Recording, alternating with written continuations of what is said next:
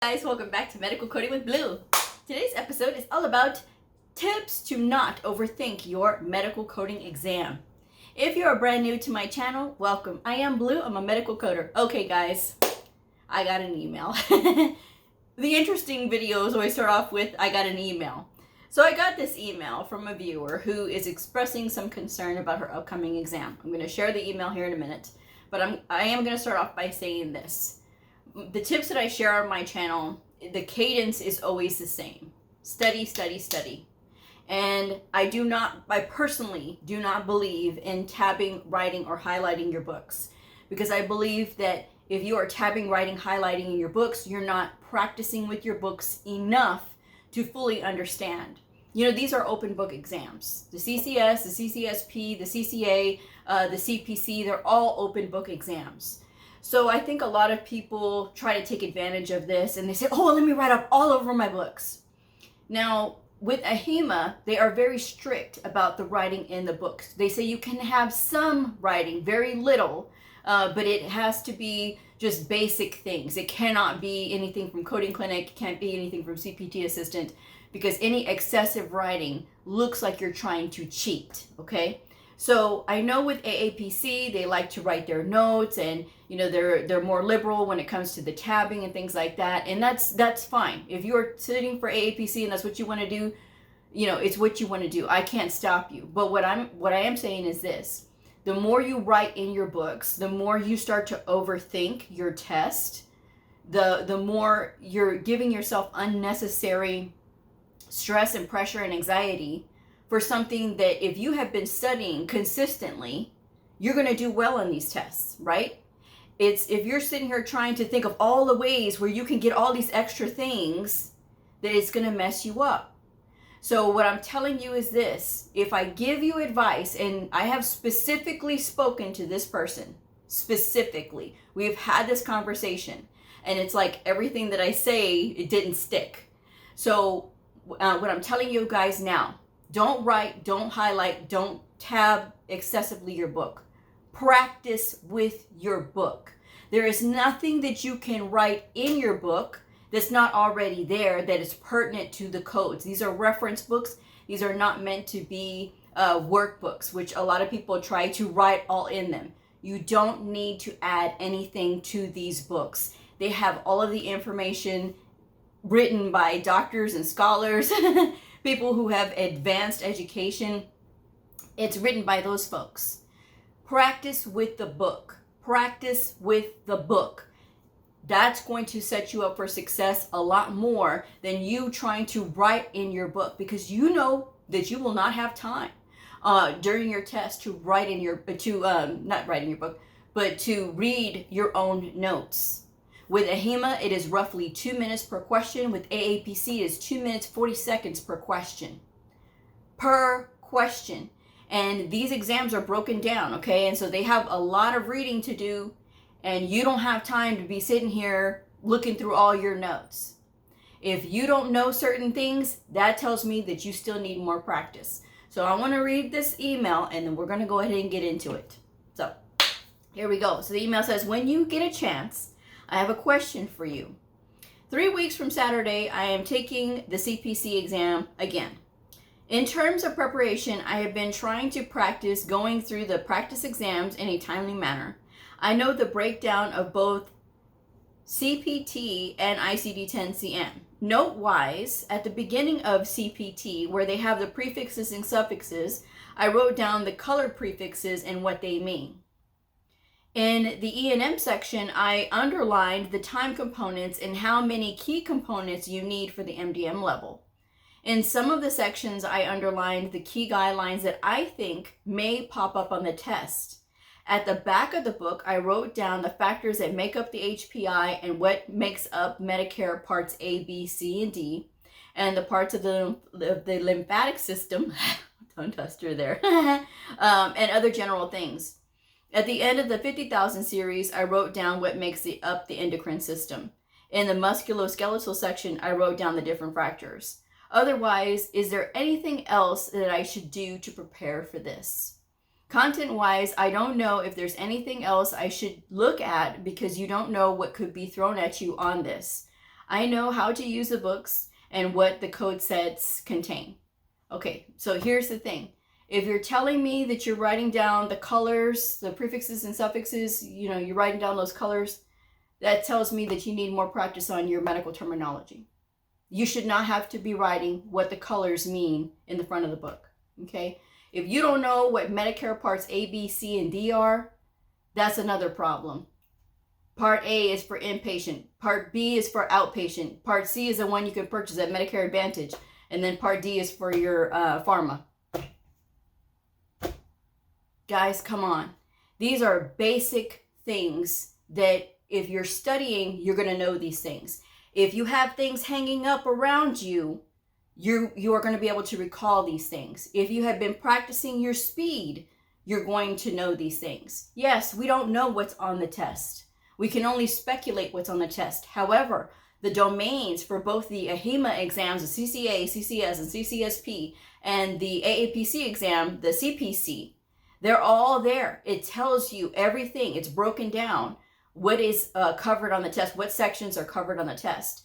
AAPC is very straightforward, and they tell you that they have very straightforward questions. They don't try to trick you, and they tell you that it's broken down into this many sections, and there's this many questions per section. Of course, it's not going to give you the exact questions that are going to be on that test, so you should know a range. But again, practicing with your book is going to set you up for success far more than writing anything in your book ever will. I will always recommend that you never write in your books, that you never highlight or tab or do any of those things. If that is what you want to do, that is fine. But I am telling you, if you're asking me my advice, please don't ask me my advice and then tell me that you're going to go ahead and do it anyway. Okay, so if you are practicing, that's going to keep you from overthinking the test. It is just a test. You are going in with knowledge already. It's not like you're walking in off the street with no training. And if you're telling me, well, Blue, my instructor didn't teach me this and didn't teach me that, then it is your responsibility to grab the bull by the horns and test and study on your own and practice on your own. I have done so many videos where I've talked about different things with coding, and people always ask me, well, where's those videos? Look through the videos, guys. Look through the videos, because it's part of your duties as a medical coder to do your research. Nothing will be handed to you in this industry. Nothing, absolutely nothing will be handed to you. Everything you have to work for. And for a lot of people, that's not what they signed up for. They got told and sold another idea that it's going to be very easy, and that, these tests are a cakewalk. These tests are far from a cakewalk. Everybody says, oh, well, AAPC exams are real easy. Really? Because I have seen very intelligent people fail those exams as well. Testing and being stressed out is a thing that is a choice. If you choose to stress, then you have to go with the consequences of whatever happens on that test. But if you can learn to trust yourself, and you can learn to trust the things that you have been studying and the practicing that you've been doing, it's not like you have to sit there and say, oh, off the top of your head, this is the code for this is the code for that. You have the book. So again, if you've been practicing, you will not have to have all of that unnecessary nerves. For what? You are practicing and you are basically showing what you know. None of this is that you have to be so worked up about a test. It is just a test. And again, if you've been studying, if you've been going through and practicing like you're supposed to with the books that I've recommended, and they're always in the description box of all the videos, and the independent study list is out there as well, for additional books that you want to study with. If you want to get those additional books to study with, that's great, because I've always recommended the AMA ICD-10-CM and ICD-10-PCS coding handbook with the answers, because it breaks things down so clearly and a heck of a lot better than any publisher I have seen when it comes to brand new books for brand new medical coders. And the CPC study guide. I mean, I'm with AHIMA, but I 100% believe in the CPC study guide. There's only a couple of questions on there where I didn't really agree with their answers, but it's okay. It's enough to get you going. It's enough to get you started. And even if you are taking an AHIMA exam, you can still study with that CPC study guide because it covers the CPT book. And we are all tested on the same CPT book. Why people won't listen to me when I give that advice, I don't know. But if I'm a student and I'm looking to study and somebody's telling me, hey, this is a great book, regardless if you're sitting for an AAPC exam or not, or even if you're sitting for an AHIMA exam, you could still use this book to study. I'm going to study with that book because this person who clearly loves medical coding is telling me that this is a great book. And I have nothing to sell you as far as like a program or any of those things. Yes, I do have services for the ones who want to get smart. I do have services, but I'm not sitting here trying to sell those. I am trying to give you guys good advice when it comes to what you should do, how you should study, and these are the tips for success. So continue to practice with your book, continue to look over your guidelines, read your coding guidelines once per week, because reading your coding guidelines once per week, and you don't have to read them all in one sitting. You can break them down into, a few pages here, a few pages there, a few pages here, a few pages there. Get through it in a week. And guess what? The more you read, the faster you're going to be when it comes to reading. And that is 90% of what medical coders do. That is 100% of your test is reading. So I mean, the more that you do that, the faster you're going to get. Reading is like a muscle. It's like working out. The more you do it, the better you're going to get at it. Okay? So if you're doing that, then you're on the right track. Because, doing all this highlighting and writing and tabbing that takes so long, and it is so unnecessary. It is literally unnecessary because the tabs tear your book all to shreds. Okay? Because these books are not meant to have tabs. But the original, if you're sitting with AHIMA, they do allow, if the book came with the original tabs, right? The original tabs came with the book, which the AMA CPT Professional Edition does come with its own set of tabs. You can use those. I have demonstrated those because I said that, if you're going to tab your books, you may as well do it right. But, I mean, anytime I'm taking a test, and I'm taking 3 exams with AHIMA, and passed all of them on the first try, I had no writing, no tabs, no highlights in my book at all. So if I can do it, I know that y'all can do it. There is nothing that you can't achieve if you put your brain and your mind to it.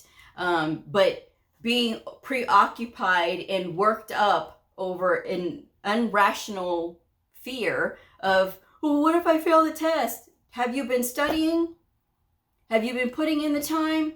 And you can't just sit there and BS yourself as far as like, oh yeah, well, I've been doing this and no, be truthful and honest with yourself. Did you study like you were supposed to? If you did, you will not have an issue when you go in and take the test. You will be as confident as you need to be. Okay. So like I said, let's just be real here. We're going to be real. I mean, I know what I'm saying is probably hurting some feelings. There's nothing that I can do about that. But I'm telling you right now, if this is going to be enough to hurt your feelings, I hate to see what happens to you when you get into the real world and you're confronted by a doctor who's very upset because you changed their code. Why did you change their code? And as long as you know your coding guidelines, as long as you understand why you changed that code to reflect what was supported by that documentation, then you are in the right. No matter how much they complain and go on, if you have followed the rules, you are going to be okay. And the only way you're going to be able to know how to do that is by studying those books and studying the rules and looking through the pages instead of writing and highlighting and doing all this stuff that's really unnecessary. And it's just a cause of more stress. So don't stress out, guys. Yes, testing is very, very, it can be worrisome. But if you've been putting in the time, you are going to be able to walk into that room and you're going to be able to do your thing and get that test done and be confident with that test. Because again, you're not walking in off the street with no knowledge. You are walking in with a lot of knowledge. and you have been walking in with practice. Practice, practice, practice. I recommend practicing and doing drills with the book more than anything else. That is going to save you more than anything, more than actually going through and reading, actually practicing looking up the codes and knowing the code ranges and understanding what they mean when they say all these things about Medicare. And it's just, guys, it's not as hard as you're trying to think that it is, or is as complicated. The basic simple thing of studying, and by that going through those workbooks, utilizing your book, opening each and every single book so that you know where all the sections are at, all the pages, and what covers what. You don't have to read the entire book, but you do have to know what the sections are, the appendixes in your books. You can use the entire book when you are in those exams, the entire book. So know what's in your appendixes. Know where your anatomy plates are in your book. If you're using the Optum 360 coding books for your ICD-10-CM, and for your HCPCS, or even for your ICD-10 PCS, if you're taking an inpatient exam like the CCS or even the CIC or the CCA, and you're having to use the ICD-10 PCS book, there's a lot of really good information in that Optum 360 ICD-10 PCS book. The same thing for the ICD-10 CM book. Optum allows you, they don't allow you, they have examples at the beginning of each chapter. And I know of no other publisher that does that. And those books are allowable for the exams, whether you're sitting for AHIMA or AAPC. Now, this is not an ad for Optum, but if you've been with my channel, you know how much I love Optum, because those Optum books are a coder's best friend, in my opinion. I love them, and I don't think that there's a better publisher. These other publishers may have other things, but when it comes to books and who I trust Optum, hands down. And that's just my advice anyway. So guys, stop making it so difficult for yourself. If you're actually doing the heavy lifting, like going through the workbook and looking through the pages and getting rest. I've been talking about this on the last couple of videos. Prioritize sleep. So many of us as adults are not getting adequate amounts of sleep. I know I have been guilty of this for many years. But now that I have been prioritizing sleep, I have noticed an improvement in my overall feeling of well-being, and that's awesome, because, I didn't think that that was so important, but sleep is really important. And I have had to build on my sleep. And as I've built on my sleep, I'm starting to get more adequate sleep, and I am feeling a lot better. And that is something that I want to pass along to you guys. If you are studying, study for no more than 1 hour at a time. No more than 1 hour at a time. Because I will still get emails from people, well, Blue, I did a study streak and I did, 8 hours and I crammed really hard and now I'm exhausted. You're exhausted and you deserve that. Because you should only be studying for 1 hour at a time. Take a break, 15, 30 minutes, another hour. Just something so that your brain can get just a little bit of time to just absorb everything that you were trying to study, and then go back to it. Do for another 30 minutes, and then take another break if you want to. Go hug your spouse, go hug your kids, go, hug your pets, anybody, just take some time and then go back to it. And your brain will be a lot more receptive to studying the material itself. And it will start to make more sense the more that you do it. The more you demand on yourself and your body, the more your body's going to fight back and say, oh no, we're not doing this. How many times have you done that? Have you studied for 8 whole hours and you say, oh gosh, I'm so tired, and then you don't study for 2 or 3 days? Well, that's 2 or 3 days, and sometimes for some of you it's a whole week. Oh, well, I'm just tired, I don't understand it, and I don't want to do it anymore. Because you studied for 1 day, 8 hours, and that was enough to run you off? Instead of listening to advice, to study for 1 hour, take a break, come back to it, study for another hour, maybe a half hour, study for another hour later. 3 hours you can do in a day, 15 hours in a 5 days. And then you got 5 more hours. Study for 20 hours. And I don't care if you have a full-time job. I have a full-time job and still able to do it.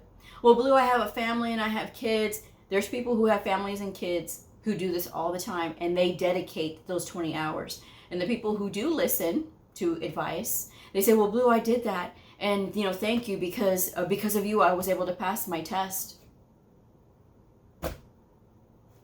I'm just saying, guys. I'm just saying. So I'm going to wrap this one up. My biggest bit of advice to you is you have a future that is waiting for you. You have a whole career that is out there waiting for you. Don't be the one to get in your own way, okay? Don't be the one that stops you from achieving good things. Listen to good advice. Listen to advice that is here to help you. Hang up your anatomy posters. Write down your medical abbreviations and hang them up and change them out every week. Read your coding guidelines once per week. Because trust me, once you know those, and you don't have to memorize them, but at least once you know them and you've been repeating this repetitively, it's going to help you. Get exercise where you can. I talked about the other day about how I was doing a 30-minute workout video and I had the sound off and I was listening to an educational video in the back. All the information that was in that video stuck in my head a lot quicker and faster because I was incorporating physical activity into learning. And you can do that too, guys. It's possible. So again, don't make it so hard for yourself. And know that when you go to take your test, that's the finish line. You're at the finish line. Now all you have to do is go get your reward, which is passing that certification exam.